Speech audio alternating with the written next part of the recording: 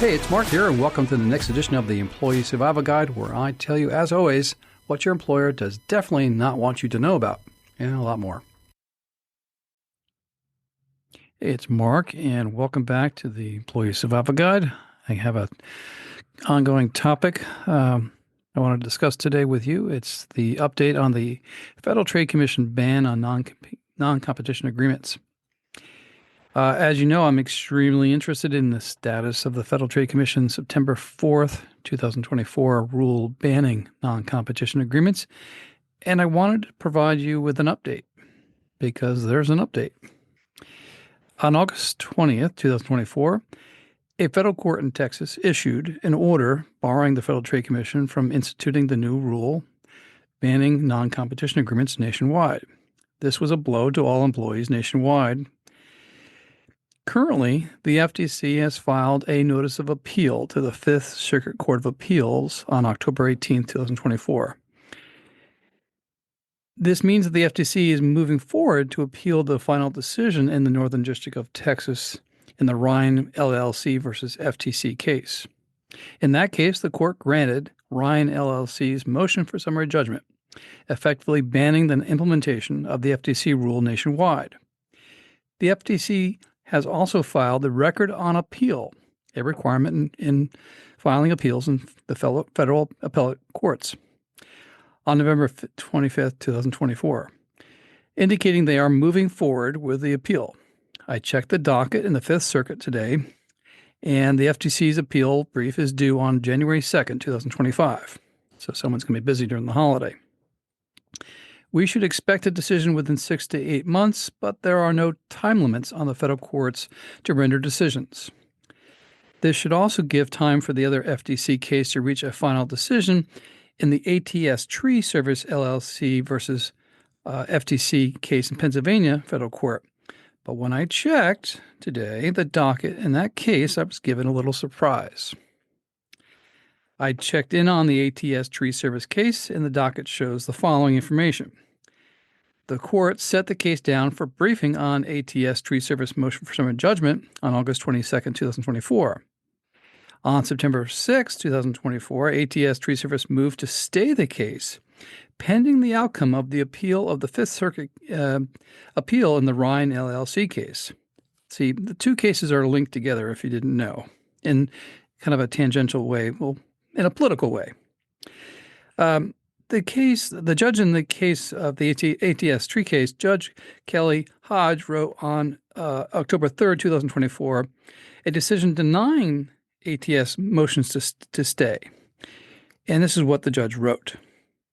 On April 25th, 2024, the plaintiff, ATS Tree Services, brought a case challenging the Federal Trade Commission's non-compete clause rule,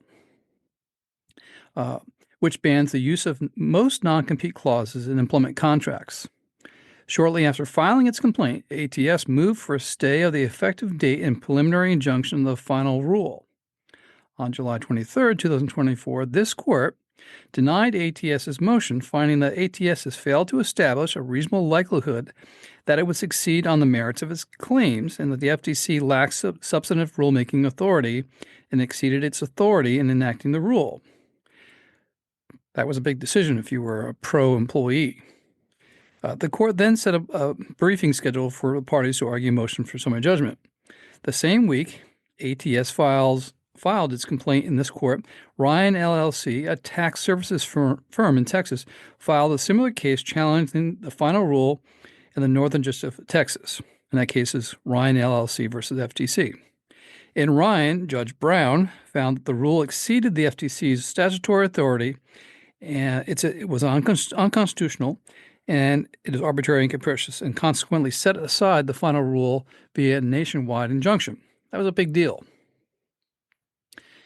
ATS now moves for a stay in this case until the earliest of the following. Number one, the expiration for the Federal Trade Commission's to file a notice of appeal of the final judgment in Ryan, which it has already done now. If the Commission appeals the Ryan judgment, a decision on the merits of the U.S. Court of Appeals in the Fifth Circuit, well, that's about a year away. Number three, any other event that changed the effectiveness of the Ryan judgment as to ATS. The judge wrote further, ATS asserts that because the court in Ryan issued a nationwide injunction of the rule, there is presently no final rule for the parties to litigate. That's an unusual situation. Thus, the judge wrote, a stay is warranted. The FTC opposes ATS's motion for a stay, arguing that the fact that another district court has set aside the rule will not necessarily overtake plaintiffs' claims in this case. Having considered both parties' arguments and weighed the necessary factors, the judge wrote, the court has determined that a stay is not warranted. The parties shall proceed with summary judgment briefing. The judge goes on to say, in arguing for a stay, ATS is largely focused on the first prong of the analysis, preservation of judicial economy. ATS repeatedly states that because the court in Ryan set aside the final rule nationwide, there is no rule to litigate. Therefore, to attempt to do so would be a waste of both the parties and the court's resources, which is true. The court understands the position of the plaintiff is in, which they described as "quote unquote" awkward. It is true that at present there is no rule in place to litigate or ask the court to set aside. Again, in my opinion, a very unusual, awkward situation in a federal court. However, the court judge goes on to say, the plaintiff must assess and determine how it wishes to proceed with the litigation of this case in light of the circumstances. The fact that the rule is currently enjoined does not mean that it is forever gone. Both parties acknowledge that the FTC may appeal the court's decision, which it already has done, in the Ryan Fifth Circuit, an option that remains available to the FTC, and creates some uncertainty as to the finality of the rule, which is true. There's an appellate process in our courts that has to be remedied, and it can go all the way to the Supreme Court. The judge goes on to say, however, the court does not have a crystal ball to predict what may happen regarding the rule, nor will the court make its decisions based on speculation on that issue. The judge goes on to say, what is clear is that the court does have a responsibility in deciding the issue as to the plaintiff. And there's more that the judge goes on to say. As to the second factor, the balance of harms, ATS makes the case that no one is harmed by a stay in this case because unless and until the Fifth Circuit reverses the Ryan injunction, the current state of the rule will not change. The FTC argues that the public is in fact harmed by the stay because the court has the opportunity and perhaps even the obligation to hear the case for itself and make determinations about the same questions that the court did in Ryan. That's what we were hoping for, that this court and the ATS would do. There's a surprise at the end of this I'll get to in a second. As the FTC notes, the judge says, Supreme Court justices have extolled the value of the lower courts granting relief to redress the injury sustained by a particular plaintiff in a particular lawsuit, in part because it allows multiple lower courts to weigh in on legal questions, thereby aiding the Supreme Court's own decision-making process. That's judicial democracy, if you want to call it a phrase. Moreover, the judge says the court is persuaded by the FTC's argument that granting the stay would give plaintiff two bites of the apple by allowing plaintiff to benefit from the Ryan injunction while preserving its ability to relitigate the issue in this case if the FTC appeals that case and is successful on appeal, which could happen. The judge wrote, if ATS is satisfied with the outcome in Ryan and believes that it sufficiently addresses their claims, it is not obligated to continue litigating the case, but if it does not wish to withdraw here. But then this court will move the case forward as its duty. So I just want to pause there. Anybody can pull their case out of federal court. No court can make you continue to litigate. A little hint about the surprise here in this case. Finally, with respect to the duration of the stay, the court appreciates that ATS has proposed several dates until which the stay the case to ensure that the stay can be reevaluated as soon as practical. The court also recognizes that should the FTC appeal, the duration of the stay could be months, if not years, because the FTC has not yet announced whether it will appeal, and yada, yada goes on.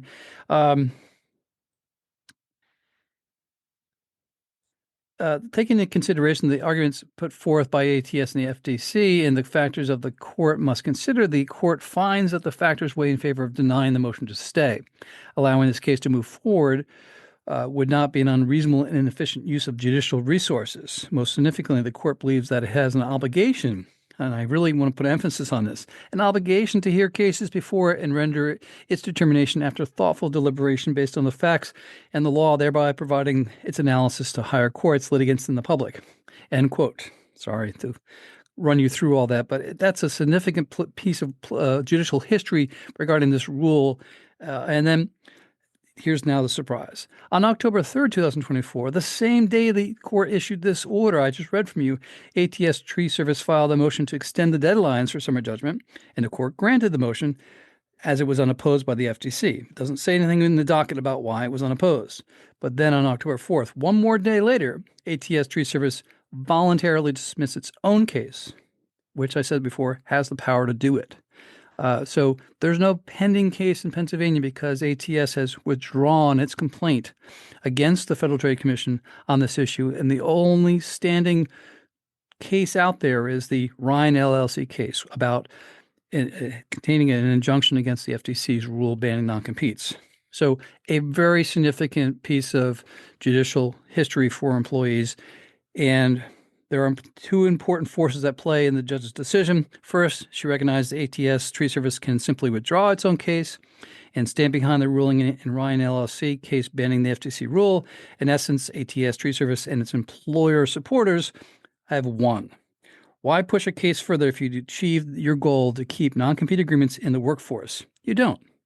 But Judge Hodge reveals the other motives at play here. She literally was pushing the parties to continue to litigate the case in her own court, even though another federal court issued a nationwide injunction of the FTC rule.